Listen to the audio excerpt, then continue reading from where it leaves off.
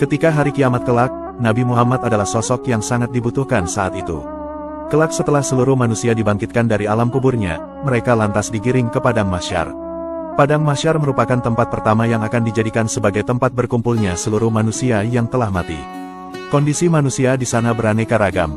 Ada yang bernasib baik dan ada pula yang bernasib buruk. Nabi Muhammad bersabda, "Sesungguhnya, kalian akan dikumpulkan ke Padang Mahsyar dalam keadaan berjalan, dan ada juga yang berkendaraan, serta ada juga yang diseret di atas wajah-wajah kalian." Hadis riwayat Tirmidzi. Padang Mahsyar adalah suatu lokasi di mana semua makhluk akan berkumpul untuk mempertanggungjawabkan semua perbuatan yang telah mereka lakukan selama hidup di dunia. Diriwayatkan bahwa Padang Mahsyar adalah sebuah tanah datar berwarna putih yang tidak ada tanda apapun di sana seperti gundukan semacam gunung atau cekungan danau kering.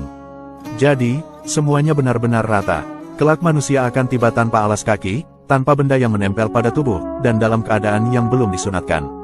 Hal ini bersandar pada hadis yang diriwayatkan oleh Aisyah yang artinya, "Aku mendengar Rasulullah bersabda, pada hari kiamat, umat manusia akan dikumpulkan di Padang Mahsyar tanpa alas kaki, tanpa mengenakan pakaian dan tidak berkhitan.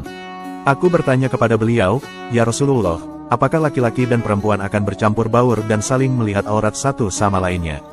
Rasulullah bersabda, 'Wahai Aisyah, urusan mereka pada hari itu jauh lebih besar daripada keinginan untuk saling melihat.'"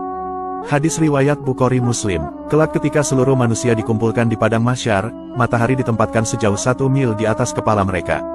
Keringat mereka lantas mengalir deras sesuai dengan dosa yang mereka lakukan.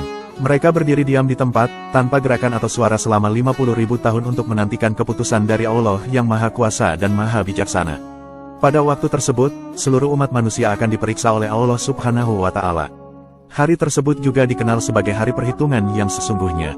Allah berfirman dalam Al-Quran, "Dan ingatlah akan hari yang ketika itu kami perjalankan gunung-gunung dan kamu akan dapat melihat bumi itu datar dan kami kumpulkan seluruh manusia, dan tidak kami tinggalkan seorang pun dari mereka." Quran Surah Al-Kahfi ayat 47.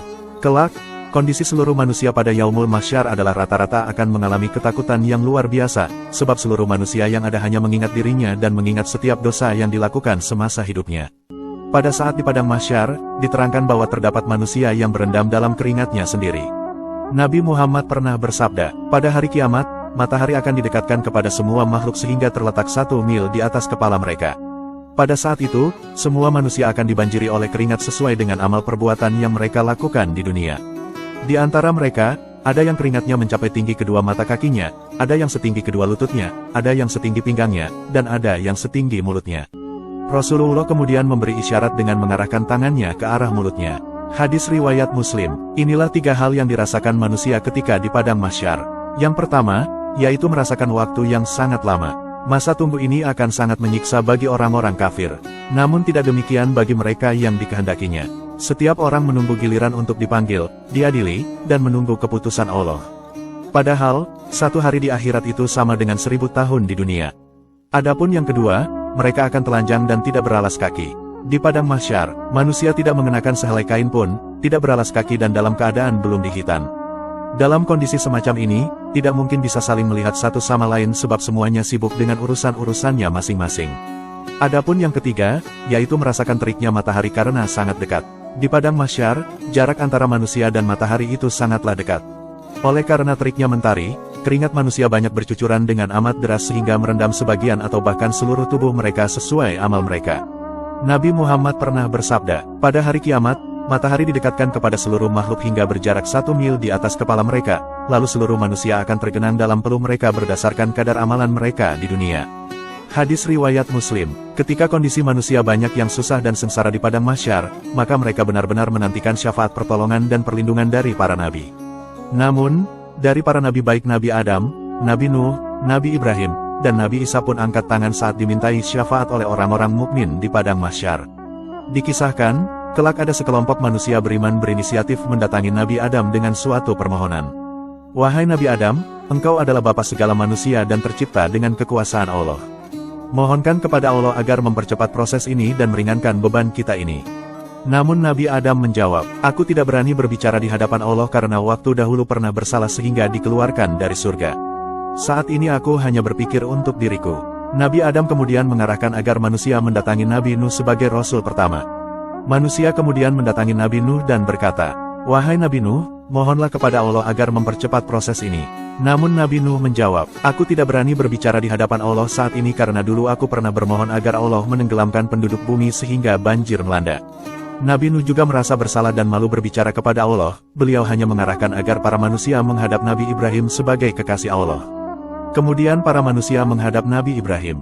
Ternyata, Nabi Ibrahim juga tidak bisa memberi syafaat pertolongan, beliau mengaku pernah bersalah karena pernah mengaku telah berdusta 3 kali. Jadi, Nabi Ibrahim tidak bisa memberi syafaat dan mengarahkan manusia kepada Nabi Musa yang pernah berdialog langsung dengan Allah. Namun, Nabi Musa juga tidak bisa karena pernah melakukan pembunuhan yang tidak semestinya. Beliau tidak sengaja hanya melakukan pukulan sedikit tanpa berniat membunuh, ternyata orang itu mati. Para manusia kemudian mendatangi Nabi Isa. Dalam dialognya, Nabi Isa juga tidak bisa memberi syafaat karena Nabi Isa dan ibunya Maryam telah dijadikan manusia sebagai Tuhan selain Allah. Nabi Isa benar-benar malu meminta sesuatu kepada Allah. Ketika tidak ada satupun Nabi yang bisa memberi syafaat kepada manusia, kelak di padang mahsyar mereka akan mendatangi Nabi Muhammad sebagai penutup para Nabi. Ternyata, Nabi Muhammad adalah satu-satunya Nabi yang bersedia dan mau memberikan syafaat kepada orang-orang yang beriman. Saat itu, Nabi Muhammad adalah satu-satunya orang yang paling sibuk. Beliau tak henti-hentinya mencari dan memanggil umat-umatnya untuk diberi syafaat. Ketika orang-orang mukmin sudah berkumpul, Nabi lantas bersujud di bawah arsy seperti orang sholat. Kemudian, terdengarlah suara tanpa rupa, "Angkat kepalamu wahai Muhammad, jika kamu meminta sesuatu maka aku berikan, dan jika kamu meminta syafaat ini maka aku serahkan." Nabi Muhammad kemudian memberikan syafaat terbesar kepada umat beriman di padang mahsyar. Kelak, Rasulullah adalah manusia pertama yang dibangkitkan dari kubur. Saat itu, malaikat Jibril datang ke hadapan Rasulullah dengan membawa buruk. Lalu, malaikat Israfil membawa bendera dan mahkota, sedangkan malaikat Israel datang dengan membawa pakaian-pakaian. Rasulullah kelak menjadi satu-satunya nabi yang menyanggupi permintaan dari para mukmin untuk memberikan syafaat. Bahkan, ketika sudah berada di dalam surga sekalipun beliau masih sibuk memikirkan umatnya dengan terus memohon kepada Allah agar bisa menolong umatnya. Rasulullah memang Rasul yang sangat memperhatikan keselamatan para umatnya.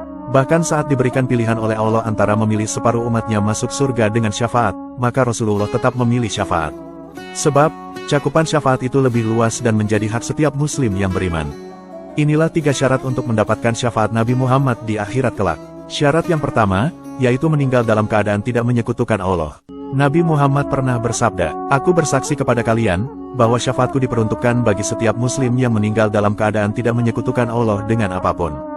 Hadis riwayat Abu Daud. Adapun syarat yang kedua, yaitu meninggal membawa keimanan walau sebesar biji sawi. Adapun syarat yang ketiga, yaitu meninggal dalam keadaan mengucapkan kalimat thayyibah atau kalimat tauhid dengan ikhlas.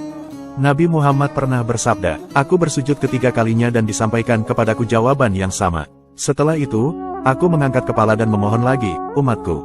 Lalu disampaikan kepadaku, engkau berhak menolong orang yang mengucap la ilaha illallah dengan ikhlas." Hadis riwayat Abu Ya'la. Itulah sepak terjang seorang Rasulullah saat hari akhir nanti. Sungguh, beliaulah manusia paling sibuk dan paling peduli dengan keselamatan umatnya di akhirat kelak. Semoga kita semua kelak mendapatkan syafaat Nabi Muhammad. Amin.